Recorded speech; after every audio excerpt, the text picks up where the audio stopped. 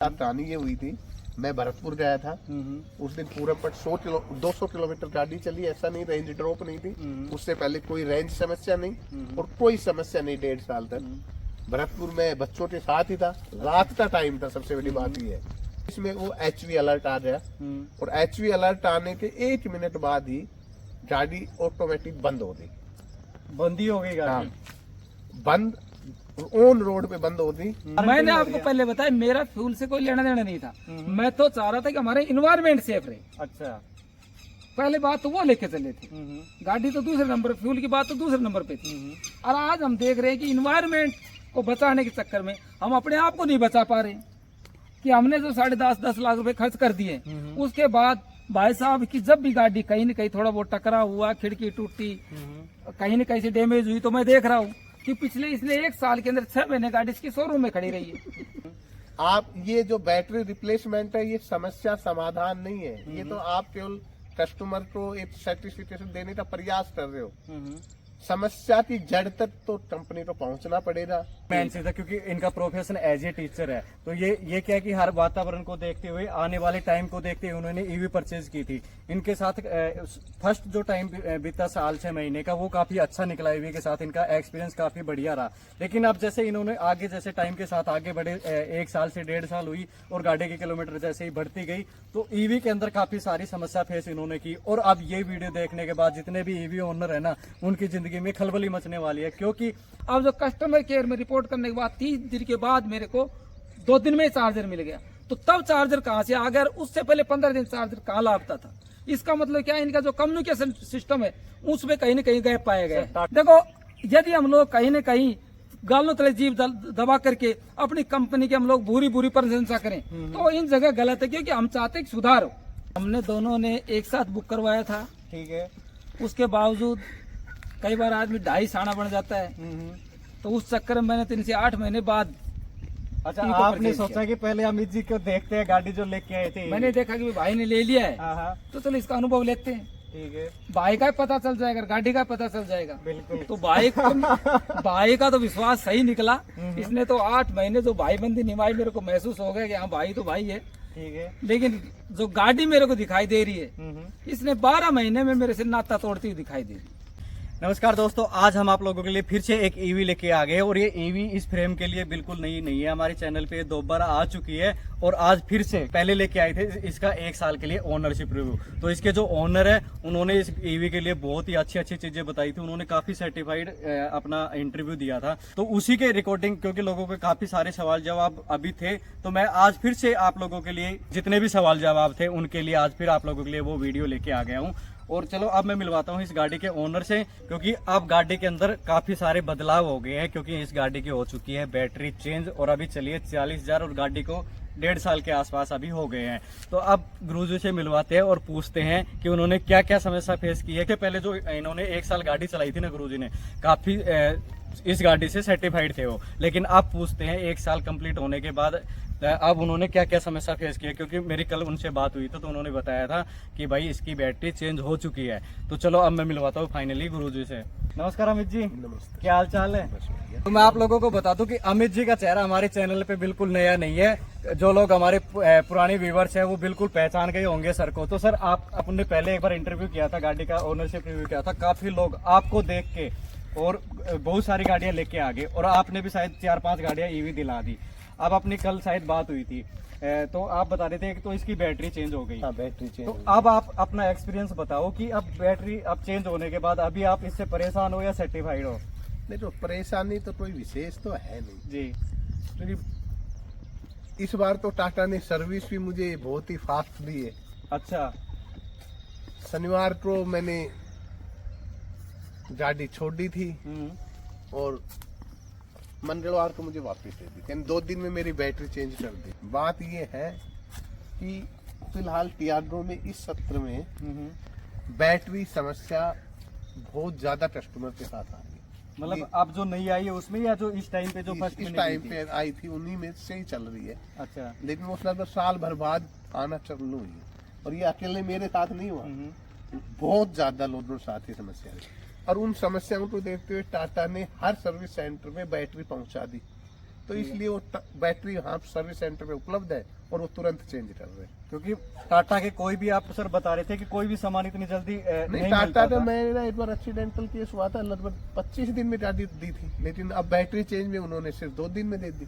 क्योंकि 2 दिन में भी 1 दिन तो मैं लेट लेने गए थे, वरना 1 ही दिन में चेंज कर दी थी उन्होंने। क्योंकि समस्या अब काफी ज्यादा आ रही है, क्योंकि इस टाइम पे जो टियागो ईवी निकली थी ना, कौन से सन में निकली थी सर ये 2023 में 2023 में जो भी टियागो ईवी निकली थी ना, उनमें ज्यादातर बैटरी की समस्या आ रही है ये, और वो सभी बैटरियां टाटा गारंटी के अंदर चेंज करके दे रहा है।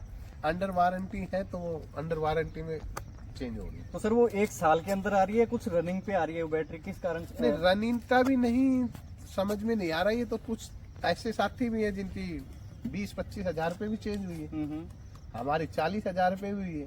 कुछ ऐसे भी है जिनकी 50 हजार प्लस हो रही तो चेंज नहीं हुई है। तो वो तो अब समझ की बात नहीं है, और टाटा वाले भी इस बारे में कोई बता नहीं पाते कि भाई क्या कारण है। अभी कोई वो प्रॉपर रीजन नहीं दे रहे कि किस रीजन से वो बैटरी खराब हो रही है। तो अभी जो बैटरी डाली है वो उन्होंने कुछ चेंज करके डाली है, जो सेम बैटरी गाड़ी के अंदर थी वही डाली है? ना वो सेम ही डालते हैं वो।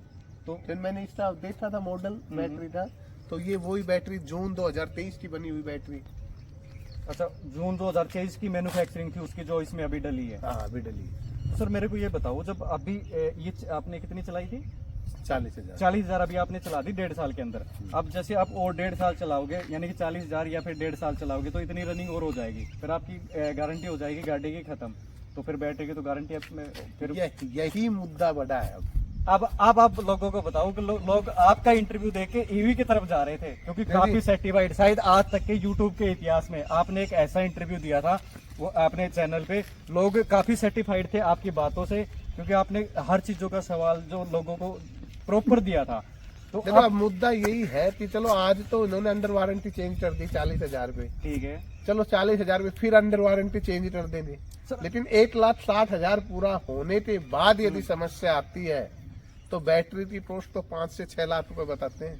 तो सर वो समस्या तो आनी है ना। अभी सेम आप बता रहे हो सेम बैटरी डली है, अभी इस बैटरी में इस टाइम की जो मैन्युफैक्चरिंग वाली गाड़ी है उसमें सभी में 1 साल के अंदर आ रही है बैटरी के अंदर इशू, सभी चेंज हो रही है गारंटी के अंदर। अब आगे भी बस इनकी लाइफ यही बोल सकते हैं अपन, तो 1-1.5 साल की, 1-1.5 साल की नहीं, 1-1.5 साल में तो फिर चेंज करेंगे वो, लेकिन वो लाइफ गारंटी ये हो हो रही जाएगी है ना। 1,60,000 हो रही।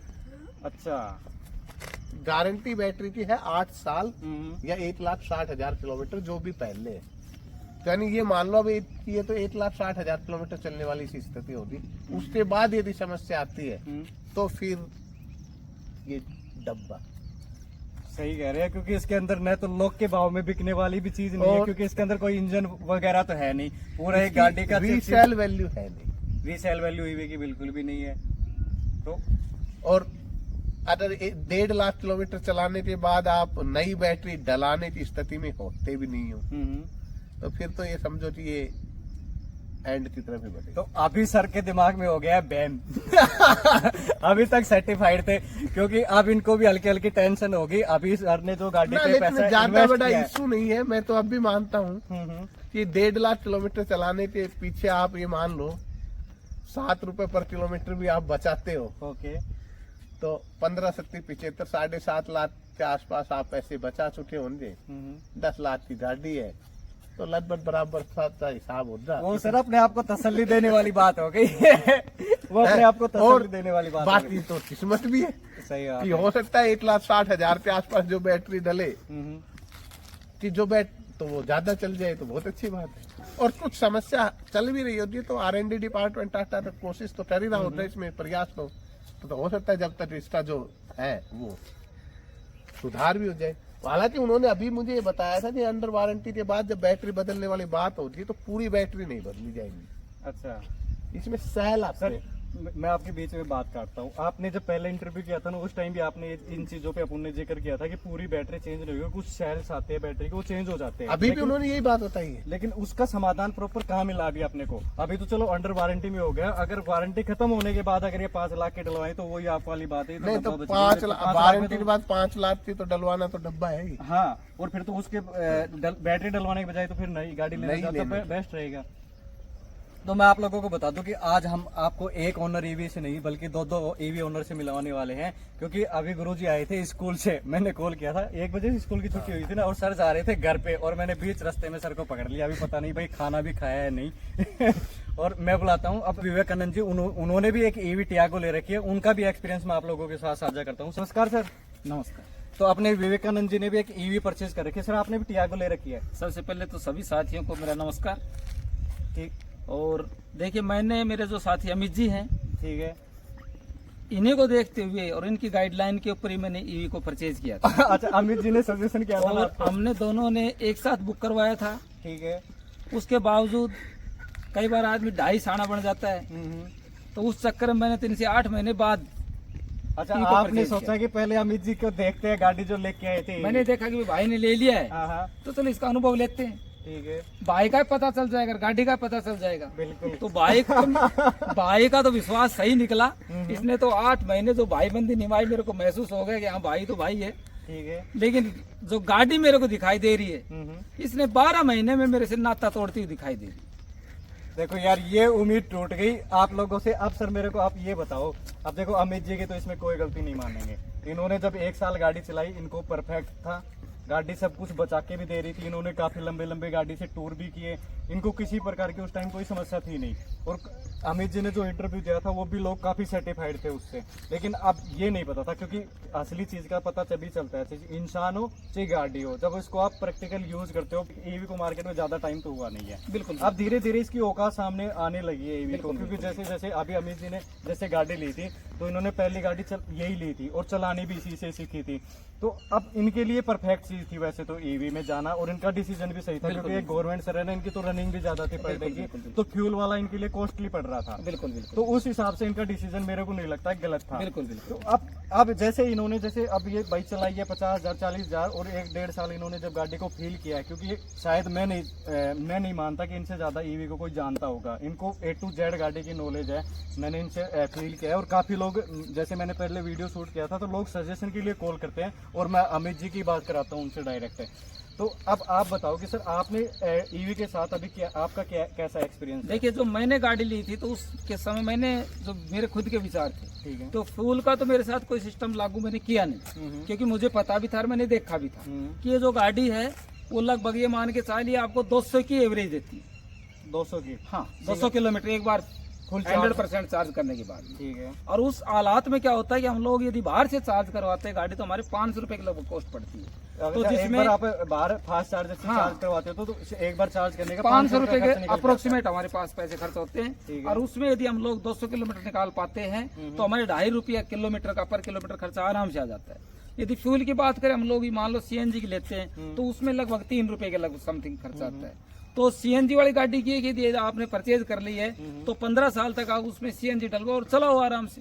सर, अब मुद्दा वहीं आके अटक जाता है कि अब मेरे को ये बताओ, वो आपने फ्यूल बचा लिया, हाँ, सेविंग कर ली सब चीज। अब जैसे ये चल रही है, अब वारंटी खत्म हो रही है, बैटरी खराब हो रही है, चेंज हो रही है, नहीं, तो चलो गारंटी मैंने आपको पहले बताया मेरा फ्यूल से कोई लेना देना नहीं था। मैं तो चाह रहा था कि हमारे इन्वायरमेंट सेफ रहे। अच्छा, पहले बात तो वो लेके चले थे, गाड़ी तो दूसरे नंबर, फ्यूल की बात तो दूसरे नंबर पे थी। और आज हम देख रहे हैं कि इन्वायरमेंट को बचाने के चक्कर में हम अपने आप को नहीं बचा पा रहे, कि हमने जो 10.5 लाख रुपए खर्च कर दिए, उसके बाद भाई साहब की जब भी गाड़ी कहीं न कहीं थोड़ा बहुत टकराव हुआ, खिड़की टूटी, कहीं न कहीं से डैमेज हुई, तो मैं देख रहा हूँ कि पिछले इसने 1 साल के अंदर 6 महीने गाड़ी इसकी शोरूम में खड़ी रही है।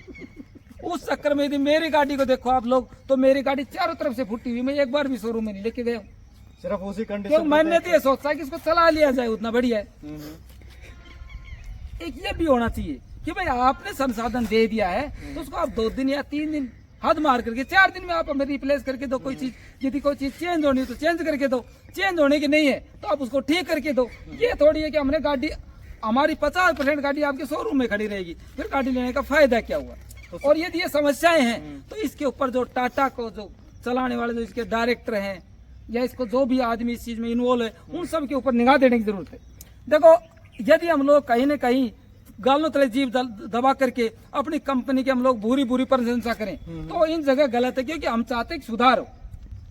मैं, यदि कोई पूछा जाए, तो मैं मेरे घर के ऊपर भी मैं हर बार मीटर से चार्ज कर रहा हूँ, मेरी रीडिंग आ रही है, मैं बिल भर रहा हूँ, चेक कर सकता है कोई। नहीं सोचे मैंने वो भी नहीं कि मुझे 2 रुपए 2.5 रुपए बचा करके कोई अपनी कॉस्ट को बचाना है, तो ऐसा कुछ भी नहीं है। तो मैं चाहता हूँ कि कस्टमर को पूरी सुविधाएं दे। रही बात ये, मेरी गाड़ी के अंदर जो समस्या वर्तमान में आ रही है वो पिछले 6 महीने से शुरू हो गई। अच्छा, स्टार्टिंग 6 महीने से शुरू हो 6 महीने के बाद शुरू हो फेस गई। किया सर आपने? सबसे पहले मेरे साथ जो समस्या आई है वो चार्जिंग प्रॉब्लम आई है। चार्जिंग में मेरा चार्जिंग शॉर्ट हो गया था, चार्जिंग ही शॉर्ट हो गया। चार्जिंग शॉर्ट हो गया। ठीक है, उसका फिर क्या उसके समाधान बाद हुआ? मैंने वहाँ कंपनी में बात की, मैंने वहाँ लेके गया चार्जिंग के लिए। मेरे को उन्होंने कहा था कि सर आपको 2 दिन में प्रोवाइड करा देंगे, 3 दिन में प्रोवाइड करवा देंगे। उसके बाद मेरे को 1 हफ्ते तब तक बाद आपने नाम कैसे लिया। काम चलाया 1 हफ्ते बाद? 1 हफ्ते तक मैंने लेकर के फास्ट चार्जिंग के ऊपर अपने गाड़ी को 1 फास्ट हफ्ते चार्ज तक किया। आपने फास्ट चार्ज बिल्कुल। और कहीं भी मैं मान लो घर के ऊपर तो कोई मतलब ही नहीं बचा था, तो परेशानियां तो उठानी पड़ी। जब भी मुझे चाहता तो मैं फास्ट चार्जिंग के लिए मान लो 10-15 किलोमीटर जाना पड़ता, 10-15 किलोमीटर आना पड़ता, मेरा समय भी खराब, पैसे भी मुझे अधिक देने पड़े। उसके बावजूद उन्होंने 1 हफ्ते के बाद नाम लिया। मैंने 1 हफ्ते बाद कांटेक्ट किया तो उन्होंने कहा कि सामान आया नहीं है, और 1 हफ्ते की बात कर दी। फिर मैंने क्या किया, इनके कस्टमर केयर के ऊपर मैंने बात की। उन्होंने मेरे को आश्वासन दिया, उन्होंने ऑनलाइन मेरी उनसे बात कराई, उन्होंने मेरे को 3 दिन का नाम लिया। अब जो कस्टमर केयर में रिपोर्ट करने के बाद 30 दिन के बाद मेरे को 2 दिन में चार्जर मिल गया। तो तब चार्जर कहाँ से आ गया, उससे पहले 15 दिन चार्जर कहाँ लापता था। इसका मतलब क्या है, इनका जो कम्युनिकेशन सिस्टम है उसमें कहीं न कहीं गैप पाया गया है। टाटा इस नाम पे बदनाम है, अपने हमेशा से रहा है। जब से टाटा की गाड़ी आ रही है ना, सर्विस के नाम पे, इस तरह के नाम पे हमेशा से टाटा बदनाम रहा है इस मैटर में। बिल्कुल बिल्कुल। अब मैं आप लोगों को बता दूं कि सर ने क्या डिसीजन लिया था ईवी लेने का, क्योंकि एक पोल्यूशन फ्री गाड़ी थी। हाँ, सबसे मेन तो सबसे मेन चीज है, क्योंकि इनका प्रोफेशन एज ए टीचर है। तो ये क्या कि हर वातावरण को देखते हुए, आने वाले टाइम को देखते हुए उन्होंने ईवी परचेज की थी। इनके साथ फर्स्ट जो टाइम बीता साल 6 महीने का, वो काफी अच्छा निकला। ईवी के साथ इनका एक्सपीरियंस काफी बढ़िया रहा। लेकिन अब जैसे इन्होंने आगे, जैसे टाइम के साथ आगे बढ़े, 1 साल से 1.5 साल हुई और गाड़ी की किलोमीटर जैसे ही बढ़ती गई, तो ईवी के अंदर काफी सारी समस्या फेस इन्होंने की। और अब ये वीडियो देखने के बाद जितने भी ईवी ओनर है ना, उनकी जिंदगी में खलबली मचने वाली है। क्योंकि सिंपल सा फंडा है कि भाई बैटरी तो चेंज हो रही है गाड़ियों की, अब ये नहीं पता कि इसके बाद जो नेक्स्ट जनरेशन की ईवी निकली है, अब अभी जैसे सर टाटा पंच, वो एक प्रॉपर ईवी प्लेटफॉर्म पे निकली है, उसका अभी रिजल्ट पता चलेगा लोगों को आने वाले 2 साल के बाद। बिल्कुल। मैं बताता हूँ जी।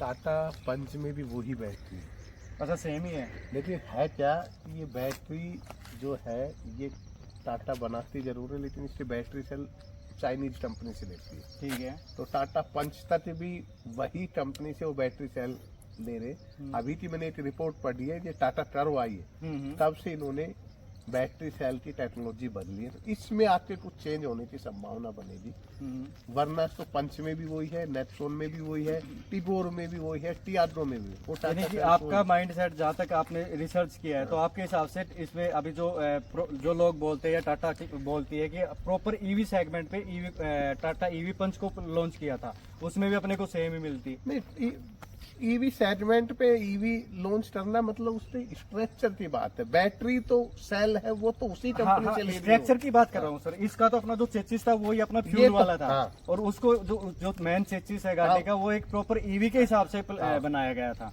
लेकिन अब टाटा करव का शायद हो सकता है कि उसमें अपने को बैटरी चेंज मिल जाए। बैटरी चेंज, उसमें प्रिज्म सेल डाले गए हैं और इन सेल, ये सिलेंड्रिकल सेल है, तो वो अच्छा। टेक्नोलॉजी में थोड़ा सा अंतर है, तो वो इससे ज्यादा बेटर टेक्नोलॉजी बता रहे हैं। सर, आप किस चीज के टीचर हो, मेरे को ये बताओ सबसे पहले। मैं तो पॉलिटिकल साइंस रहूँ, मेरे को लगता है कि आपको साइंस का होना चाहिए, इतना मैं सर को इतना। साइंस का स्टूडेंट हूँ।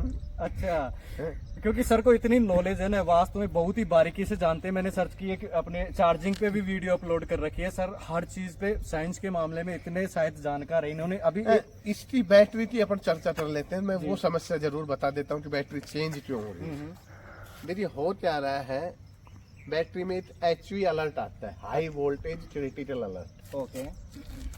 अब जब HV अलर्ट आता है तो जर्नली, जहाँ तक मैंने वीडियो यूट्यूब पे भी देखा है और हमारा एक ग्रुप भी बना हुआ है, उस पे हमने देखा है।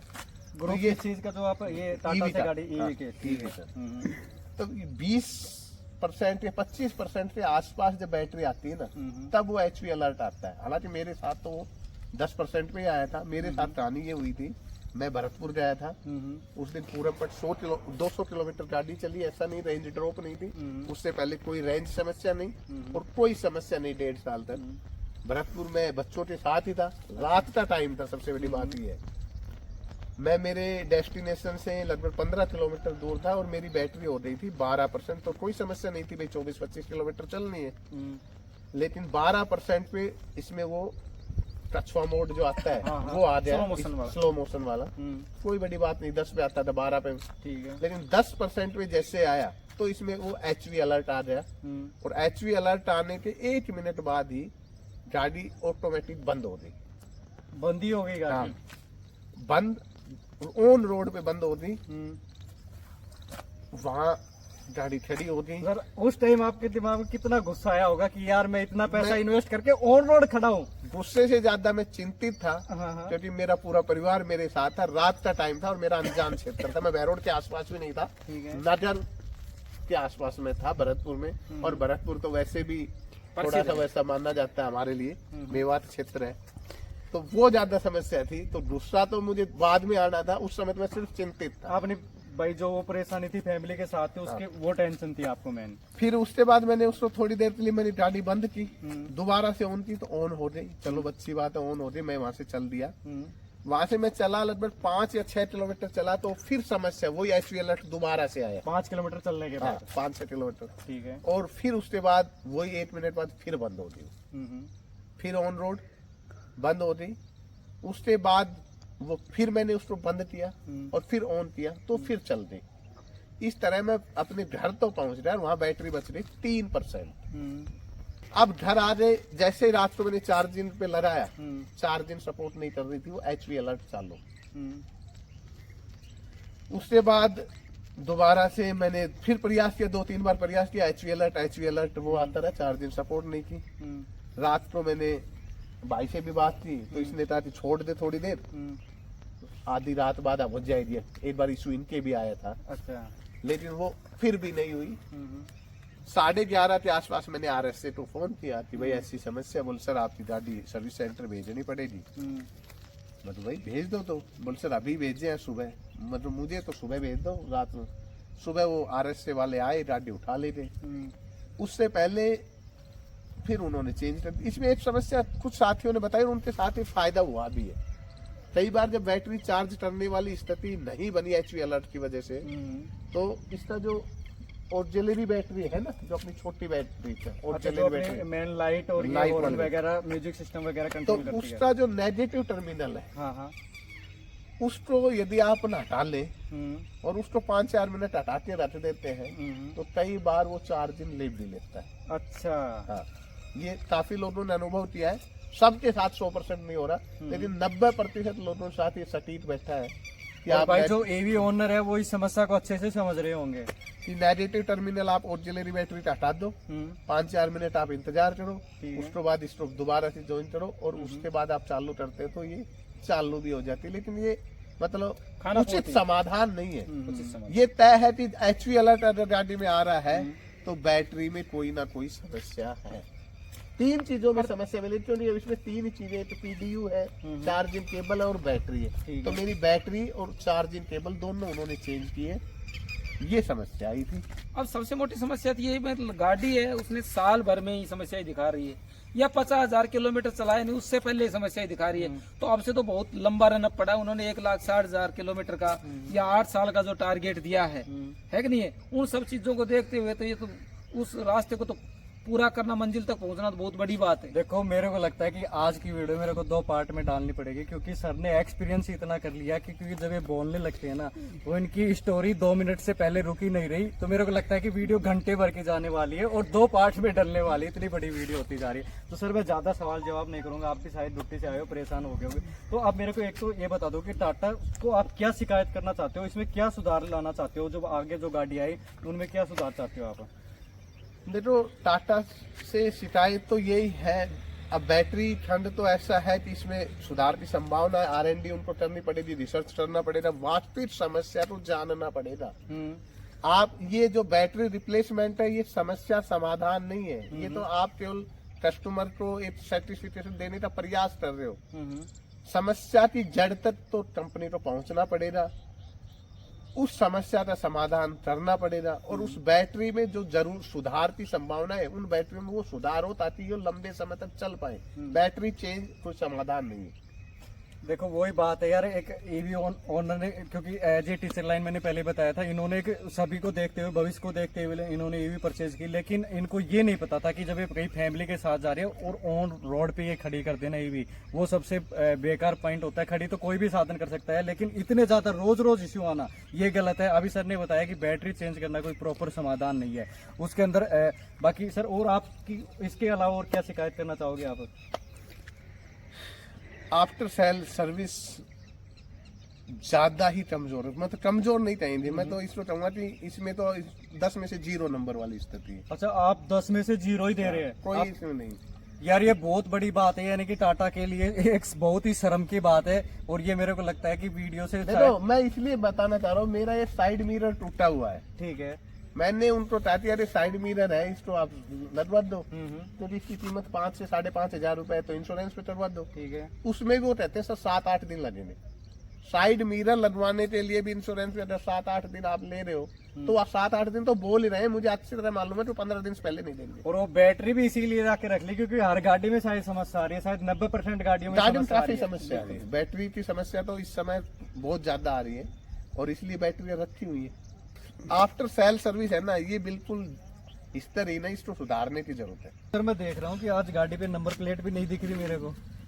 ये नंबर प्लेट आज ही कहीं चलते रोड पे, क्योंकि आजकल रोड पे खड्डे भी बहुत ज्यादा हो रहे बारिश की वजह से, और रोड पे कहीं गिर गई। अच्छा, अभी गिरी है? अभी अब स्कूल से आते टाइम? स्कूल से आते समय ही ये भी नुकसान हो गया आपको। पहले तो क्या है, नंबर प्लेट अपनी सीधी अपने कहीं भी दुकान से प्रिंट करवा के लगा लेते, आजकल तो आरटीओ से अप्लाई करके फिर आती है, शायद उसको तो 1 वीक के आसपास टाइम लग जाएगा।